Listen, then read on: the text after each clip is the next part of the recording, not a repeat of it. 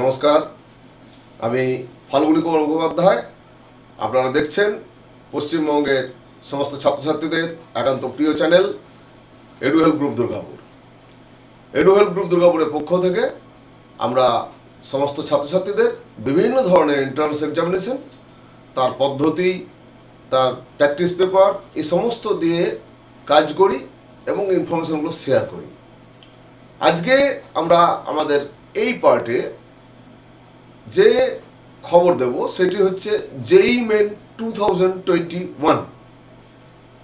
JEE Main 2021 এর notification হয়ে গেছে এবং তার জন্য নির্দিষ্ট যে ইনফরমেশন বুলেটিন সেটিও পাবলিশ হয়ে গেছে। 16ই ডিসেম্বর 2020 থেকে 16ই জানুয়ারি 2021 পর্যন্ত ফর্ম ফিল আপ প্রক্রিয়া চলবে। এই ফর্ম ফিল আপ করতে গেলে কি কি লাগবে, কোন কোন জিনিসগুলি রেডি করে রাখতে হবে, সুতরাং সমস্ত কিছু ইনফরমেশন, ফিজ কত, কবে কবে এই এক্সাম হবে, এক্সামের প্যাটার্ন কেমন হবে, সমস্ত কিছু ডিটেলে পুঙ্খানুপুঙ্খ ছাত্রছাত্রীদের সঙ্গে শেয়ার করব। আশা করব যে বহু চ্যানেল জেইই মেনের নিয়ে অলরেডি ভিডিও প্রকাশ করেছে। আমার ভিডিওগুলো একটু অন্যভাবে বাংলাতে প্রচার করি এবং সুনির্দিষ্টভাবে বলে দেওয়া, পরবর্তীকালে ছাত্রছাত্রীদের যদি কোনো রকম ডাউট থাকে সেই ডাউট ক্লিয়ারের জন্য আমার ফোন নম্বরও আমার এখানে দেওয়া থাকবে। সুতরাং আসুন, যেহেতু জেইই মেন 2021 এর যে ডিটেল বলতে গেলে অনেকটা টাইম লাগবে, সুতরাং আমাদের সময় নষ্ট না করে খুব দ্রুততার সঙ্গে টোটাল বিষয়টা আমরা দেখে নিই যে কখন কি কি রয়েছে, কি কিভাবে এক্সাম হবে, এক্সাম প্যাটার্ন কি, কত ফিজ লাগবে, সেখানে ডকুমেন্ট কি কি আপলোড করতে হবে, সমস্ত কিছু আমি বলে দেবো, যা ছাত্রছাত্রীদের অনেকটাই কাজে লাগবে। যদি ছাত্রছাত্রীদের কাজে লাগে অবশ্যই আমাদেরও ভালো লাগবে। আর আমি বলবো যে যারা নতুন দেখবেন আমাদের এই চ্যানেল, তাদেরকে বলবো অবশ্যই একটা সাবস্ক্রাইব করে রাখুন। জেইই মেন না শুধু, ওয়েস্ট বেঙ্গল জয়েন্ট এন্ট্রান্স, এছাড়াও ওয়েস্ট বেঙ্গল লেভেলে বা অল ইন্ডিয়া লেভেলে অনেকগুলি এন্ট্রান্স এক্সামিনেশন হয়, সেগুলোর সম্বন্ধে আমরা পরপর ধারাবাহিকভাবে এই বিভিন্ন এপিসোডের মধ্যে দিয়ে আপনাদের ইনফরমেশন দেব। সেই ইনফরমেশন আপনারা পরপর পেতে থাকবেন। সুতরাং সাবস্ক্রাইব করে রাখুন এবং আপনার যারা পরিচিত রয়েছে তাদেরকেও বলুন যে আমাদের এডু হেল্প গ্রুপ দুর্গাপুর এই চ্যানেলটাকে সাবস্ক্রাইব করে রাখতে, যা ছাত্রছাত্রীদের অত্যন্ত কাজে লাগবে বলে মনে করি। তো চলুন দেখে নিই যে জেইই মেন 2021 এর জন্য কি কি লাগছে, ডিটেলটা আমরা একটু দেখে নিই।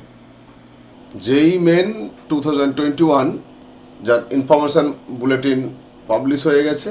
ইনফরমেশন বুলেটিনে আমরা দেখতে পাচ্ছি দুটি সাইট রয়েছে, আপনারা দেখুন, www.nta.ac.in আর অন্যটি হলো jeimain.nta.nic.in। এই দুটো সাইটকে আপনারা ফলো করতে পারবেন। অ্যাট এ গ্ল্যান্স আমরা একটু শিডিউল এবং অন্যান্য বিষয়গুলো দেখে নিই, যেটা আগেই বলেছি আপনাদের যে 16 ডিসেম্বর 2020 থেকে 16 জানুয়ারি 2021 পর্যন্ত এই ফর্ম ফিল আপ প্রসেস চলবে এবং last date of successful transaction prescribed application fee সেটা বলছে এই 17/1/2021 পর্যন্ত করা যাবে।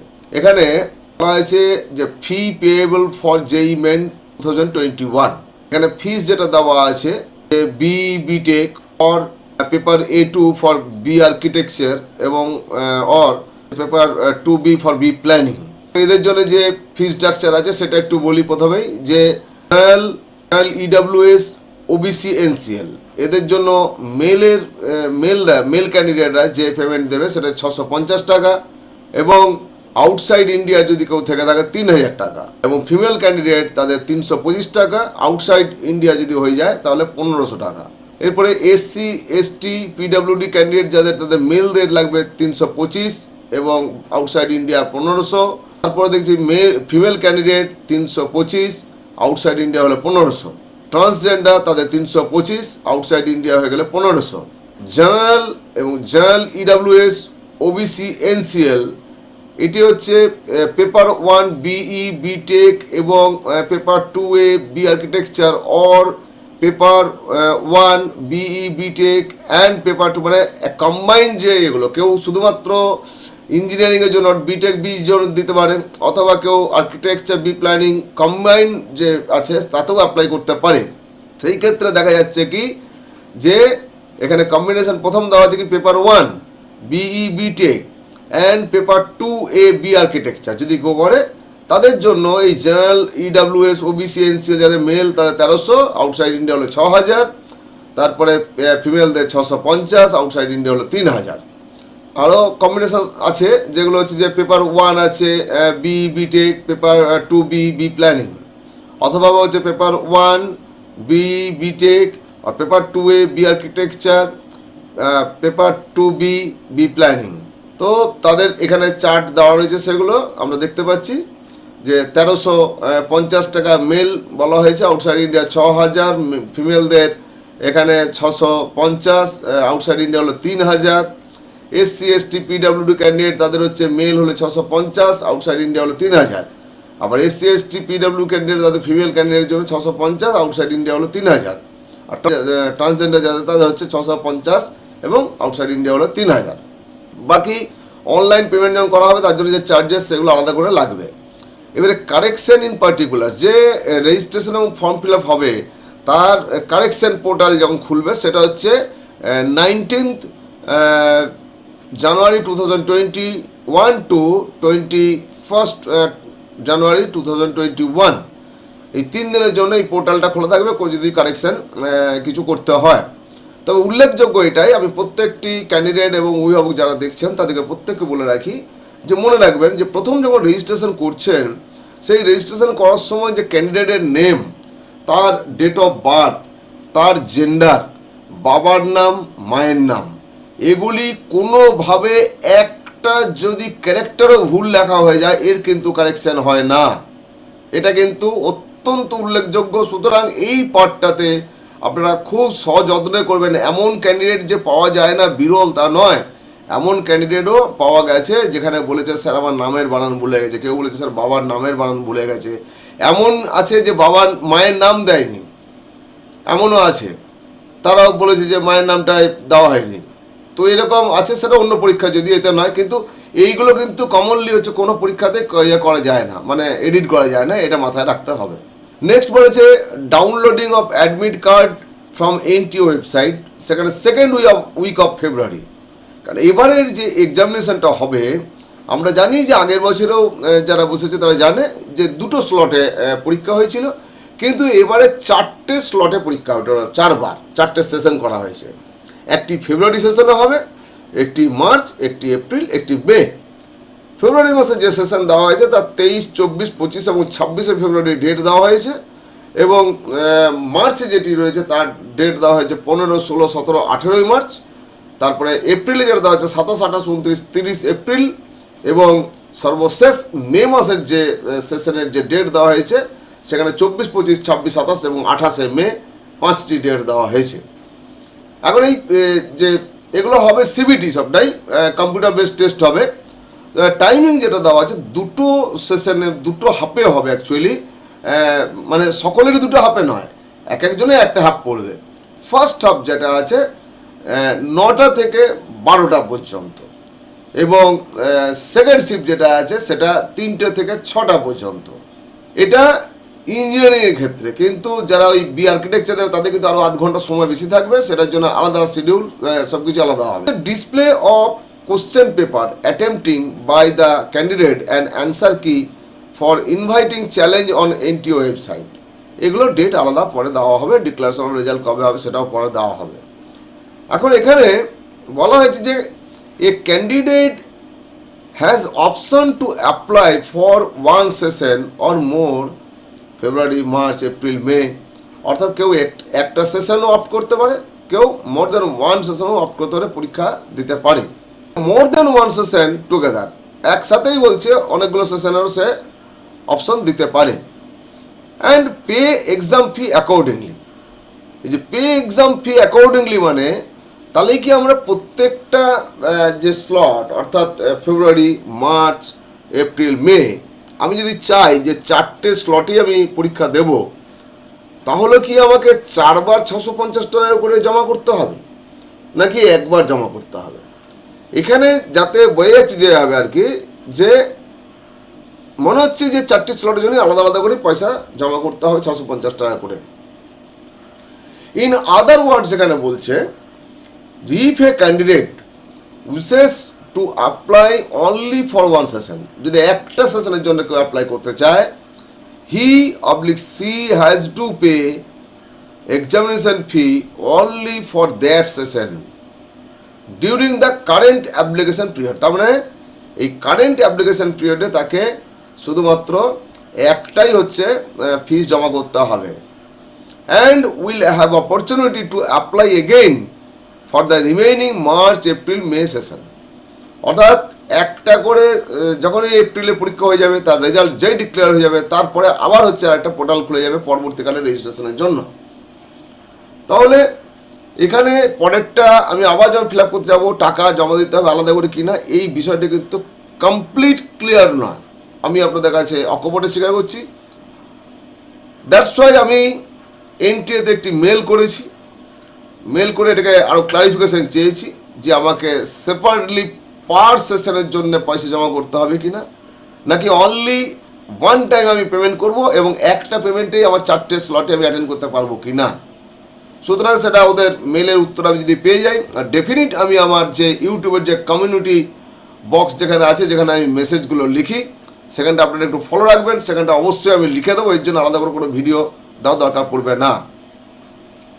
The application window will be reopened briefly immediately after declaration of result of February, March, April session। অর্থাৎ যেহেতু মে সেশন বলছে, সেই জন্য এই 3টে দিয়েছে। এই 3টের পরীক্ষা পরপর হবে, রেজাল্ট বেরোবে, আবার অ্যাপ্লিকেশন পোর্টালটা খুলে যাবে। Examination for the May session will be the last examination for coming academic year. Fees can also be carried forward to another session. অর্থাৎ এই যে এখানে আবার দেখুন একটা কথা আছে যে অন্য সেশনে আমার যে ফিস জমা করেছি সেটা ক্যারি ফরওয়ার্ড হয়ে যাবে। ক্যারি ফরওয়ার্ড হবে মানে কীভাবে ক্যারি ফরওয়ার্ড হবে? তাহলে কি 650 টাকাটাই ক্যারি ফরওয়ার্ড হতে থাকবে, নাকি একই সঙ্গে যে বলেছিল অ্যাট এ টাইমে আমি অনেকগুলো অপ্ট করতে পারি? সেক্ষেত্রে আমি দুটো অপ্ট করলাম, হয়তো ফেব্রুয়ারি আর মে মাস, তাহলে দুটো টাকা অ্যাট এ টাইম জমা করতে পারি কিনা, এই বিষয়টা টাকা পয়সার ব্যাপারটা যেটা জমা, এটা আমাদের একটু পেন্ডিং রইল ধরে নিন আপনারা। বা আপনারা যারা রেজিস্ট্রেশন করে ফর্ম ফিল আপ করতে যাবেন, দেখবেন ওখানে তো টাকাটা ওরা লিখেই দেবে। আপনি যখনই 2 বা 3টে স্লট আপনি সিলেক্ট করবেন, তখনই আপনাকে ওটা লিখেই দেবে। In case a candidate does not want to appear in the session, যে সেশনের জন্য অ্যাপ্লাই করলো সেই সেশনে সেম বসতে চাইছে না, for which fee has already been paid, যেটার জন্য পেমেন্ট করে দিয়েছে already, it will be refunded by NTA. NTA টাকাটা ফেরত দিয়ে দেবে। For this the candidate will have to make a request only during the application process of the session. এই যে যখন অ্যাপ্লিকেশন প্রসেস চলছে ওই সেশনের, ঠিক সেই সময় তাকে রিকোয়েস্ট পাঠাতে হবে যে আমি এই পরীক্ষাটা দেবো না, সুতরাং আমার টাকাটা ফেরত দেওয়া হোক। তখন সে টাকাটা ফেরত পেয়ে যাবে। Multiple application forms submitted by a candidate for the same session, মানে একই সেশনের জন্য একাধিক ফর্ম ফিল আপ কিন্তু করা যাবে না। এটা প্রতিটা পরীক্ষাতেই নিয়ম থাকে, এটা আলাদা করে এর জন্য কিছু নয়। আর net banking, credit card, debit card, UPI বা পেটিএম সার্ভিস যা আছে সেই সব দিয়ে কিন্তু পেমেন্ট করা যাবে। তোমার পেমেন্ট করতে গিয়ে যা যে এক্সট্রা চার্জেস সেগুলো নিজেকে বিয়ার করতে হবে। Instruction for filling online application form, কি ইনস্ট্রাকশন দেওয়া আছে বলেছে? প্রথমে যে ইনফরমেশন বুলেটিন, যেটা দেখে আমি আপনাদের বলছি, ঠিক সেটাকে আপনারা অবশ্যই ডাউনলোড করে নেবেন। যারা ডাউনলোড করতে পারেননি, আমি আমার যে জায়গা ডেসক্রিপশন বক্স, সেখানে আমি লিঙ্কটা দিয়ে দেবো, আপনারা ওখান থেকেও ডাউনলোড করে নিতে পারেন। ডাউনলোড করে নিলে পুরো এখানে 59 পেজের এই বুলেটিন ছাপা হয়েছে, পাবলিশ করা হয়েছে। তো আপনাদেরকে বলবো যে সযত্নে হচ্ছে এটাকে আগে পড়ার ব্যবস্থা করবেন। অনেকেই আছে খুব হড়বড় করে ফর্ম ফিল আপের কাজটা আগেই করে ফেলে, ফর্ম ফিল আপ করার পরে অনেক ত্রুটি বিচ্ছুটি ধরা পড়ে এবং তখন দেখা যায় কী করবে না করবে, নানারকম ওয়ে আউট খুঁজতে হয়। তো সেটা না করে আমি বলবো, আপনাদের রিকোয়েস্ট করবো, যেখানে বোর্ড থেকে মানে এনটিএ থেকেও বলেছে যে আপনারা বুলেটিনটা ডাউনলোড করে ভালো করে যত্ন করে পড়ুন। এরপরে এই অনলাইন প্রথমে রেজিস্ট্রেশন করতে হবে, একটা কি চাই, মেল আইডি চাই এবং একটা মোবাইল নাম্বার চাই। মোবাইল নাম্বার ওটিপি আসবে, ওটিপি দেওয়ার পরে সেখানে আগে রেজিস্ট্রেশন হয়ে যাবে, তারপরে আমরা ফর্ম ফিল আপে যাবো। আমাদের ইমেল আইডি এবং পাসওয়ার্ড চাইবে, যে পাসওয়ার্ড যেটা চাইবে সেটাকে মাথায় রাখতে হবে, লেখা থাকবে upper case lower case. Upper case lower case মানে বড় হাতে ছোট হাতে ইউজ করতে হবে, আলফা নিউমেরিক হতে হবে, অর্থাৎ যেমন করে আলফাবেট থাকবে সেইভাবে হচ্ছে নিউমেরিক 1 2 3 4 এইগুলো স্পেশাল ক্যারেক্টার ইউজ করে এই পাসওয়ার্ডটাকে করতে হবে। পাসওয়ার্ডটা অবশ্যই সযত্নে রাখতে হবে এবং লিখে রাখতে হবে, কোনোভাবে যেন মিসিং না হয়ে যায়। অনেকেই বলে যে স্যার পাসওয়ার্ড তো ভুলে গেলে আমি তো ফরগট পাসওয়ার্ড, কিন্তু নট গ্যারান্টেড সবসময় ফরগট পাসওয়ার্ড করে করা যাবে কি না, সেই জন্য কোনো রকম রিস্ক নেওয়ার দরকারটা কি আছে? তাহলে বিফোর হ্যান্ড আমি কেন সাবধানতা অবলম্বন করব না? তাহলে আমি লিখে রাখবো ভালো জায়গাতে, ইম্পর্ট্যান্ট কোনো ডায়েরিতে লিখে রাখতে হবে, যেটা দিয়ে আমি বারবার কাজ করতে পারবো। এই ফর্ম ফিল আপ অনলাইনে হবে এবং একটা অ্যাপ্লিকেশন নাম্বার জেনারেট হবে, সেটা কিন্তু লিখে রাখতে হবে, ওটাও একটা ইম্পর্ট্যান্ট বিষয়। এরপরে আপলোড করতে হবে। কি কি আপলোড করতে হবে সেগুলোর স্পেসিফিকেশন সব বলা আছে। যেমন বলেছে upload scan image of the recent photograph, file size বলেছে 10 KB থেকে 200 KBর মধ্যে হতে হবে। Should be either in colour or black and হোয়াইটও হতে পারে, কালার বা ব্ল্যাক অ্যান্ড হোয়াইট হতে পারে। উইথ 80% ফেস অকুপাই করে থাকতে হবে ছবিটার মধ্যে, উইদাউট মাস্ক। এখন কোভিড-19 চলছে বলে এখানে উইদাউট মাস্ক শব্দটাও লিখে দেওয়া হয়েছে, যে মাস্ক পরে নয়, কিন্তু ছবির মধ্যে কমপক্ষে 80% ফেসটা অকুপাই থাকতে হবে। এবং বলেছে visible including years against white background, ব্যাকগ্রাউন্ডে থাকতে হবে হোয়াইট, এবং দুটি কান যাতে পরিষ্কার করে দেখা যায়। পাসপোর্ট সাইজ ছবির প্রথম হচ্ছে উল্লেখযোগ্য বিষয় হচ্ছে দুটি কান পরিষ্কার করে দেখা যেতে হবে। এখানে পরিষ্কার করে উল্লেখ করে দেওয়া হচ্ছে ব্যাকগ্রাউন্ড হোয়াইট, কান দেখা যেতে হবে দুটি, 80% ফেস অকুপাই থাকবে। ছবিটা কালার বা ব্ল্যাক অ্যান্ড হোয়াইট হলেও হতে পারে। ক্যান্ডিডেট সিগনেচার, যে সিগনেচার সেটা ফাইল সাইজ 4 KB থেকে 30 KB। এর জন্য আমার একটা সাজেশন আছে, আপনারা একটা পেন্সিল দিয়ে বক্স করে নেবেন, বক্সটার মাপ রাখবেন 1.5 সেন্টিমিটার ইন্টু 4 সেন্টিমিটার। এর মধ্যে রানিং হ্যান্ডে স্টুডেন্ট সই করবে, সইটা ব্ল্যাক বা ব্লু কালি দিয়ে সই করবে, কালি মানে ডট পেন যেটা বলি। এবারে করার পরে ওই পেন্সিলের দাগটা মুছে দেবেন, মুছে দিয়ে আপনারা এটাকে ক্রপ করবেন, ক্রপ করে সাইজ করে নেবেন, সাইজ করে ওটাকে পেস্ট করতে হবে। বলেছে 3 নম্বর বলছে যে duly verified result awaited attestation form, সেটা এখানে ফর্ম আমি হয়তো দেখা যাবে একটা ফর্ম, হয়তো যখন ফর্ম ফিল আপ করা হবে, যে যাদের রেজাল্ট এখনো বেরোয়নি, অর্থাৎ এই বছরে যারা অ্যাপিয়ার করছে তাদের তো রেজাল্ট বেরোনোর কোনো প্রশ্নই নেই। ক্যাটাগরি সার্টিফিকেটে যদি থাকে সেগুলো যেমন যে SC ST OBC EWS etcetera, file size 50 থেকে 300 KB। আর PWD সার্টিফিকেট যদি থাকে তারও সাইজ হচ্ছে 50 KB থেকে 300 KB। এগুলো ফরম্যাট হবে JPG বা JPEG ফরম্যাটে করতে হবে, কিন্তু কোনো PDF নয়। Pay fee using SBI, Canara bank, HDFC bank, ICICI bank, Paytm gateway দিয়ে করা যাবে, through debit card, credit card, net banking, UPI আর keep proof of fee paid. যেটা পেমেন্ট করলাম সেই পেমেন্ট করার যে ডকুমেন্ট সেটা কিন্তু অবশ্যই আমাকে ডাউনলোড করে প্রিন্ট করে রেখে দিতে হবে। আপনাদের বলে দিই প্রত্যেকটি স্টেপে যা যা করবেন প্রত্যেকটি কাগজকে প্রিন্ট করে একটি আলাদা সেপারেট ফাইল করে রেখে দেবেন। দেখুন এত কথা, এগুলো কিন্তু সাধারণ আপনার ইউটিউবে কেউ বলে না। আমি যেহেতু স্টুডেন্টদের ফোন অ্যাটেন্ড করতে হবে, ফোন পরবর্তীকালে জিজ্ঞেস করবে, সেই জন্য ওয়েল অ্যাডভান্স আমাকে অনেকগুলি কথা বলে দিতে হয়। এখানে উল্লেখযোগ্য যে এনটিএর এই যে ICICI ব্যাংকের মাধ্যমে যদি কারো কার্ড থাকে বা ICICI ব্যাংকে অ্যাকাউন্ট থাকে, তারা যদি পেমেন্ট করে তাদের জন্য কোনো চার্জেস লাগছে না, বাকি আদার যারা থাকবে তাদের মধ্যে চার্জেস লাগবে। বলেছে download, save and print A copy of confirmation page. ফর্মটা কমপ্লিট ফিল আপ করা হয়ে গেলে একটা কনফার্মেশন পেজ হবে, অর্থাৎ কমপ্লিট হয়ে গেলে সাকসেসফুল দেখাবে। সেই কনফার্মেশন পেজটা অবশ্যই ডাউনলোড করে প্রিন্ট করে নেবেন এবং প্রিন্ট করবেন একটি কপি নয়, কমপক্ষে 3টি করে কপি করে রেখে দেবেন, বিভিন্ন জায়গায় যেটা লাগবে পরবর্তীকালে। যে কোনো জায়গায় যান না কেন, বাড়িতে যখন অবশ্যই যেন আপনার একটা কপি থেকে যায় সব সময়। কেন, আমি বাইরে যেটা গেলেন সেখানে মিসিং হয়ে যেতে পারে বা কোথাও জমা নিয়ে নিতে পারে, সুতরাং অবশ্যই বাড়িতে যেন একটা কপি সবসময় পড়ে থাকে extra. All the 4 steps can be done through or together or at separate time. বলছে এই 4টে স্টেপ বললাম, এই 4টে স্টেপ কিন্তু পরপরও করে একসাথেই করতে পারেন, অথবা আপনি টাইম টু টাইম করতে পারেন। The submission of application of a candidate could be considered as successful and his or candidature would be confirmed only on the successful transaction receipt of the prescribed application fee from him or her। অর্থাৎ যা যে prescribe যে ফিজ আছে সেই ফিজ জমা দেওয়ার পরেই তার কিন্তু কনফার্মেশন দেখা যাবে এবং তারপরে আপনি প্রিন্ট আউটটা নিতে পারবেন।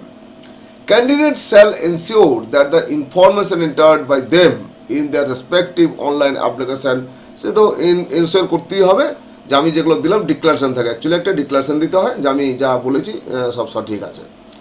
Information provided by the candidate in their respective online application forms like name of candidate, contact, address details, category, PWD status, educational qualification details, date of birth, choice of examination center, etc. will be treated as final.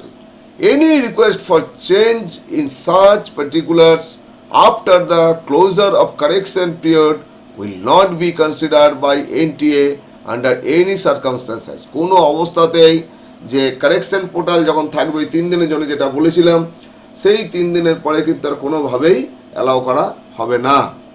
NTA does not edit, modify, alter any information entered by the candidate after completion of application process under any circumstances। কোনো অবস্থাতেই candidate যে data ভরছে সেই data কোনোভাবেই modify, কোনো edit, entry কিছু করবে না। Any request for change information there after will not be entertain. সেজন্য কোনো কিছু চেঞ্জ, মডিফাই বা কোনো কিছু করার জন্য কোনো রকম রিকোয়েস্ট এন্টারটেইন করা হবে না, মেল করলে, ফোন করলে কোনোভাবেই কিছু করা হবে না। Therefore, candidates are advised to exercise utmost caution before filling up correct details in the application form। সেই জন্য অ্যাপ্লিকেশন ফর্মে যা থাকবে খুব সাবধানতা অবলম্বন করে সুন্দর করে চেক করেই করতে হবে। NTA disclaims any liability that may arise to a candidate due to incorrect information provided by him or her or in his or her online application form। অর্থাৎ এর জন্য কোনো লাইবেল থাকবে না NTA যদি ক্যান্ডিডেট কোনো কিছু ভুল করে থাকে। Candidate must ensure that their email address and mobile number to be registered in their online application form are their own। বলছে যে ইমেল আইডি এবং যে মোবাইল নাম্বার দেওয়া হয়েছে সেটা তাদের নিজস্ব যেন হয়। এই কারণে অনেকে বলে যে মেল আইডিটা আমার তো স্যার ছিল না, আমি তো স্যার ওই আমাদের সাইবার ক্যাফেতে যে কাকু করছিল ওনার মেল আইডি দিয়ে করা হয়েছে। এই জিনিস কিন্তু করা যাবে না। যাদের মেল আইডি এখনও নেই তারা কিন্তু মেল আইডি একটা জেনারেট করে নেবে, জেনারেট করে নিয়েই কিন্তু তারপরে বসবে এই রেজিস্ট্রেশন এবং ফর্ম ফিল আপ করতে। অন্য কারোর মেল আইডি রাখবে না, কেন এটা অনেক দিন ধরে চলবে, নিজস্ব মেল আইডি থাকাটাই বাঞ্ছনীয়। অ্যাজ রেলিভেন্ট ইম্পর্টেন্ট ইনফরমেশন, এখন যদি আমি অন্য কারোর মেল আইডি ইউজ করি তার পাসওয়ার্ডটা সে আমাকে দেবে না, সে নিজে খুলে দেখবে, তাহলে আমার বিভিন্ন ধরনের এই সম্বন্ধীয় যা কিছু বার্তা আসবে আমার মেলে আসবে। সুতরাং সেই মেলটা যদি আমি অ্যাক্সেস না করতে পারি সবসময়, তাহলে সেরকম মেল আইডি না দেওয়াটাই বাঞ্ছনীয়। অবশ্যই নিজের মেল আইডি ব্যবহার করবে। NTA shall not be responsible for any non-communication, miscommunication with the candidate in the email address or mobile number given by him or her other than his or own। নিজস্ব না হয় যদি অন্য কারোর হয় তার জন্য যদি কোনো রকম মিসকমিউনিকেশন হয় তার জন্য NTA কোনোভাবে লাইবেল থাকবে না। Candidates are advised to visit the NTA website and check their emails regularly for latest update। অর্থাৎ যা কিছু হবে তোমার মেল আইডি থেকে তুমি পাবে, তোমার কাছে সবসময় হচ্ছে আপডেট আসবে, সুতরাং তোমাকে মাঝে মাঝেই চেক করে দেখতে হবে কোনো ফার্দার আপডেট আছে কি না। Candidates shall appear at their own cost at the examination centre. অর্থাৎ তোমাকে এক্সামিনেশন সেন্টার এবং ডেটে যেদিন যাওয়ার সেদিন কিন্তু নিজের যে খরচা সেই খরচা বহন করে নিজেকে সেখানে পৌঁছাতে হবে। আমরা আজকের এই বুলেটিন থেকে প্রতিটি লাইন যদি পড়তে চাই তাহলে প্রায় ঘন্টাখানেক পেরিয়ে যাবে। তা আমি যেগুলো ম্যাক্সিমাম ইম্পর্ট্যান্ট এই এপিসোডে সেইগুলোকেই বলে দিচ্ছি। স্কিম অফ এক্সামিনেশান 2.1 যেখানে লেখা রয়েছে সেখানে মোড অফ এক্সামিনেশন লেখা আছে। যেই main 2021 will be conducted in the following modes. আমরা জানি সিবিটি মোডে হবে এটা পেপার 1 যেটা বিটেকের জন্য, পেপার 2 যেটা হবে সেটা ম্যাথমেটিক্স পার্ট 1 অ্যান্ড অ্যাপটিটিউড যেটা হবে টেস্ট সেটা part 2 in computer based test বা CBT mode only, and drawing test যেটা হবে পার্ট 3-তে ইন পেন অ্যান্ড পেপার অফলাইনে হবে, অফলাইন মোডে to be attempted on drawing sheet of A4 size, অর্থাৎ A4 সাইজের কাগজে সেটা ড্রয়িংগুলো অ্যাটেন্ড করতে হবে।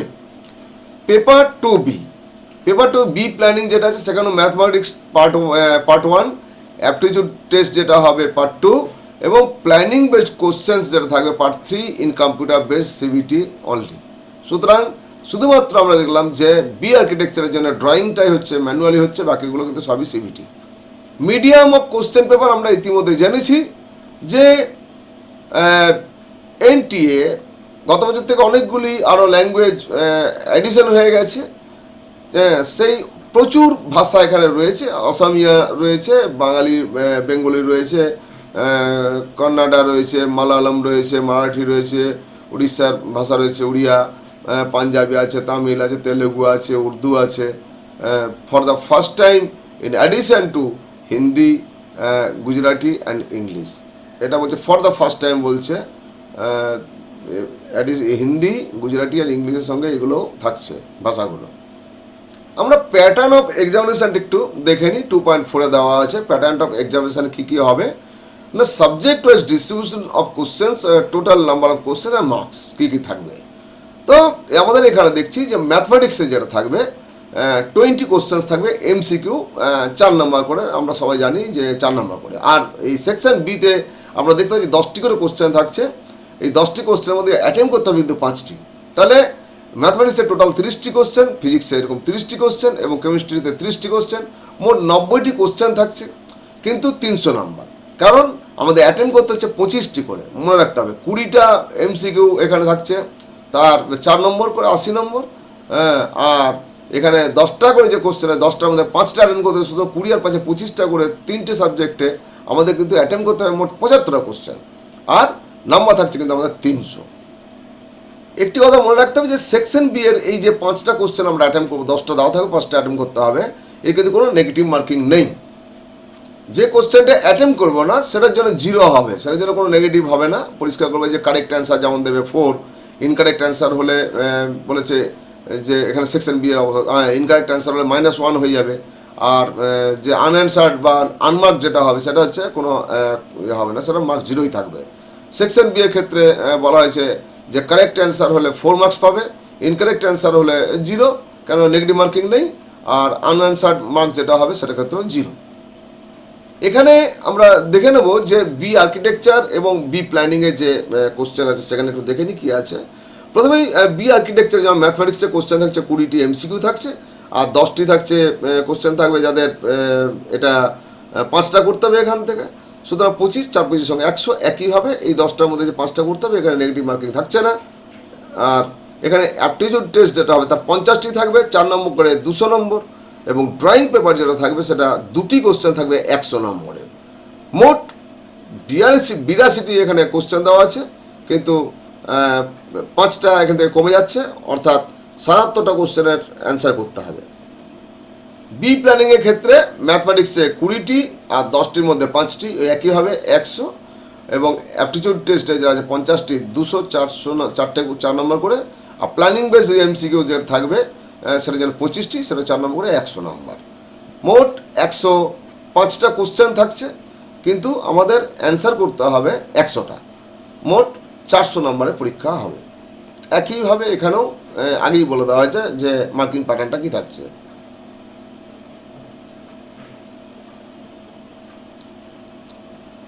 চলে আসি আমরা এলিজিবিলিটি ক্রাইটেরিয়া। এখানে বলা হয়েছে এজ লিমিট কী আছে না, বলেছে for appearing in JEE main 2021 there is no age limit for candidate. Age limit নেই কিছু, the candidates who have passed the class 12 or equivalent examination in 2019, 2020 or appearing in 2021 irrespective of their age can appear in JEE Main 2021 examination. এটা মাথায় রাখতে হবে যে অনেক সময় বয়সের জন্য কারো এক বছর এদিক ওদিক হতে পারে, তাহলে 2019-এ যারা 12 ক্লাস পাস করেছে বা 2020-তে বা 2021-এ যারা বসছে তারা সকলেই হচ্ছে এই পরীক্ষায় বুঝতে পারবে। 2019-এর আগে যারা পাস করেছে তারা বুঝতে পারবে না, আবার 2021-এর পরে যারা বসবে তারাও এখানে হচ্ছে অ্যাপিয়ার করতে পারবে না। এটা পরবর্তীকালে লেখা আছে, আমি আপনাদের জন্য আরও সহজ করে আগেই বলে দিলাম ব্যাপারটা। লিস্ট অফ কোয়ালিফাইং এক্সামিনেশন, অর্থাৎ কোন কোন এক্সামিনেশন কোয়ালিফাই করলে এই পরীক্ষাটাতে বসে যাচ্ছে।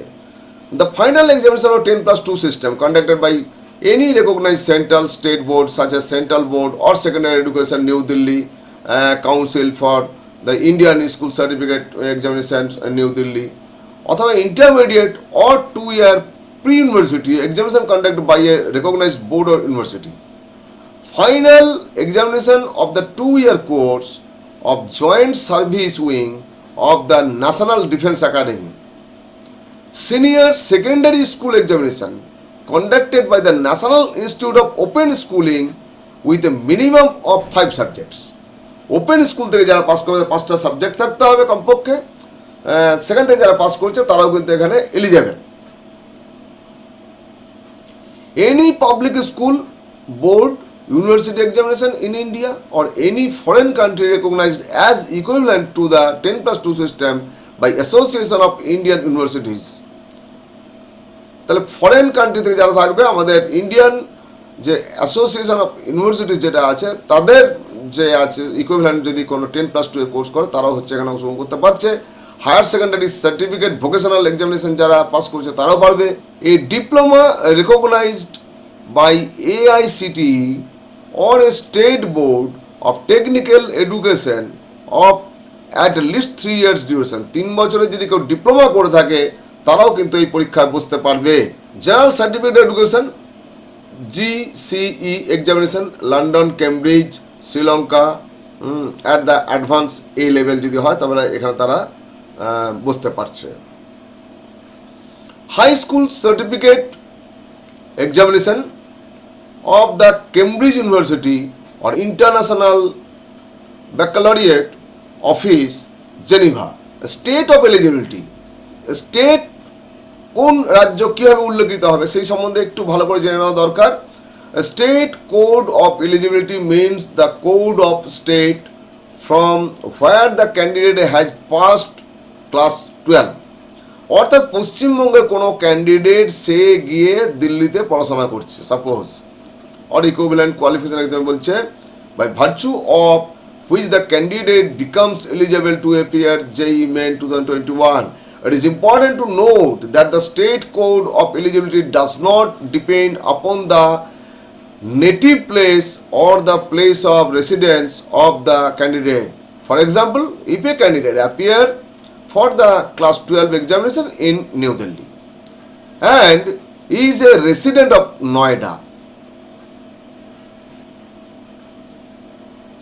Uttar Pradesh, the candidate's state code of eligibility will be that of Delhi and not that of Uttar Pradesh. তাহলে উত্তর প্রদেশ হবে না, তার কিন্তু হবে দিল্লি হচ্ছে তার কিন্তু তখন কোড হয়ে গেল, স্টেট কোড হয়ে গেল।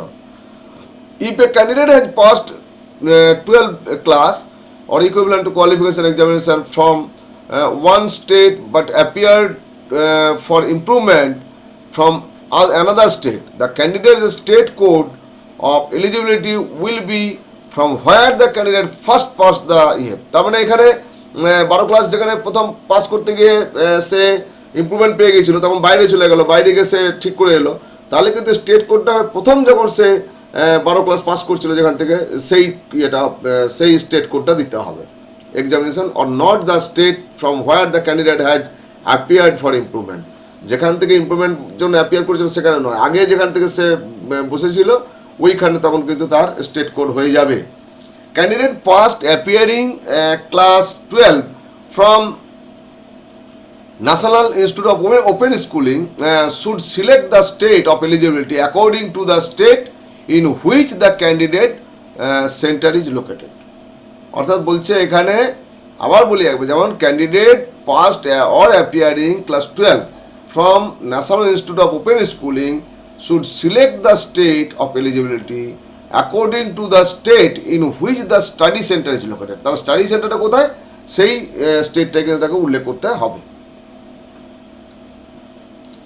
For Indian national passing of class 12 or equivalent examination from Nepal, Bhutan, তাহলে ইন্ডিয়ান অথচ নেপাল ভুটান থেকে পাস করছে, the state code of eligibility will be determined based on a permanent address in India as given in the passport of the candidate. তাহলে ক্যান্ডিডেটের পাসপোর্টের যে permanent address রয়েছে সেই পার্মানেন্ট অ্যাড্রেসটা উল্লেখ করতে হবে যদি কেউ নেপাল ভুটানে গিয়ে কোনো ইন্ডিয়ান পড়াশোনা করে তাদের জন্য। The state code of eligibility of OCI overseas Indian যদি কেউ থাকে বা PIO passing class 12 or equivalent examination in India is at par with Indian national, অর্থাৎ ইন্ডিয়ান ন্যাশনালদের যেরকম থাকবে সেই তার পার্মানেন্ট অ্যাড্রেস সেই অনুযায়ী তাকে তার স্টেট কোডটা লিখতে হবে। আরেকটি বলা আছে এখানে যে OCI আর PIO যারা বাইরে থেকে পড়াশোনা করে আসছে তারা কিন্তু এই আদার স্টেট কোডটা তাদেরকে সিলেক্ট করতে হবে এবং তারা নিজের যে স্টেট কোডে যেমন হচ্ছে 85% সিট থাকে NITs IIEST এই সমস্ত, সেখানে CPIST এগুলোতে তারা কিন্তু সেখানে অল ইন্ডিয়া কোটায় পড়ে যাবে। অর্থাৎ অল ইন্ডিয়া কোটা 15% কোটাতে তাকে সিট নিতে হবে, সাথে নিজস্ব কোনো স্টেট কোটা পাচ্ছে না, আদার স্টেট কোটা যেহেতু দেওয়া হচ্ছে, যেহেতু বাইরে থেকে পাস করেছে কোনো নির্দিষ্ট স্টেট সে পাচ্ছে না বা তার অরিজিন যে স্টেট সেই স্টেট না পাওয়ার জন্য সে কিন্তু অল ইন্ডিয়া কোটায় চলে যাবে। এবারে রিজার্ভেশনের যেটা গাইডলাইন দেওয়া আছে সেটা একটু বলে দিই কী দেওয়া আছে। 15% সিট আছে শিডিউল কাস্টের জন্য, 7.5 আছে STর জন্য, 27% আছে আদার ব্যাকওয়ার্ড ক্লাসের নন ক্রিমিলিয়ার তাদের জন্য, 10% আছে EWS ক্যান্ডিডেটের জন্য জেনারেলের থেকে, এবং পার্সনস উইথ ডিসেবিলিটি বলেছে সেটা 40% আর মোর ডিসেবিলিটি আছে তাদেরই, এদের 5% রিজার্ভেশন থাকবে হরাইজন্টালি অ্যাকচুয়ালি যে ক্যাটাগরি সেই ক্যাটাগরি থেকে।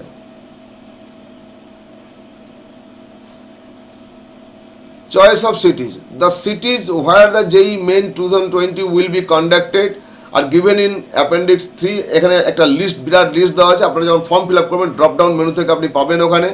বলছি while applying candidate have to select any 4 cities of their choice.